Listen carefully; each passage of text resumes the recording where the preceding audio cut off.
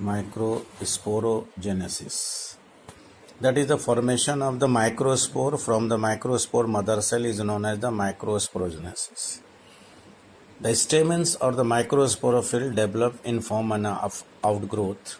This outgrowth is made up of many diploid cells. The outgrowth is differentiated into four lobes. The outer layer of the lobe is known as the epidermis. One hypodermal cell of each lobe becomes prominent and becomes large in size than the other, and this is known as the archaeosporium. The archaeosporium is divided by transverse division to form the primary parietal cell and inner primary sporogenous cell. The primary parietal cell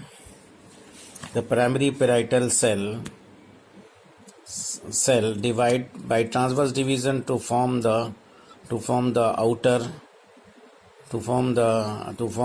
endothelium and the middle layer.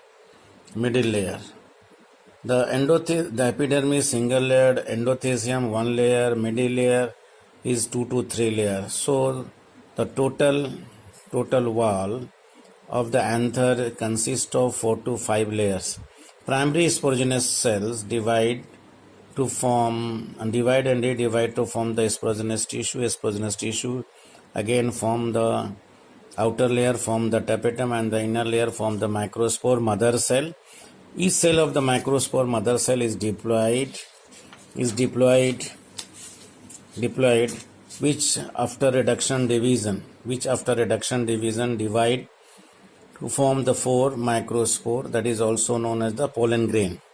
Each pollen grain, so in each pollen chamber, large number of the pollen grains are produced, and the pollen grains are minute particle like structure and consist of it is generally oval, uninucleate, surrounded by the two wall layers. The outer wall is a spine made up of the sporopollen, and the inner wall is a intine, that is thin and made up of pectocellulose. But in some plant like the Zostera is one of the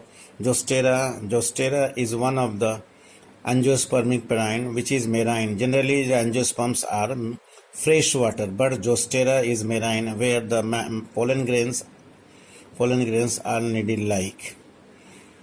During the development of the pollen grain, the tapetum disorganized to form many small particles known as the Ubi's body, and the Ubi's body develops at the time of the microspore. It gives nourishment and as well as form the wall of the pollen grain. That's all.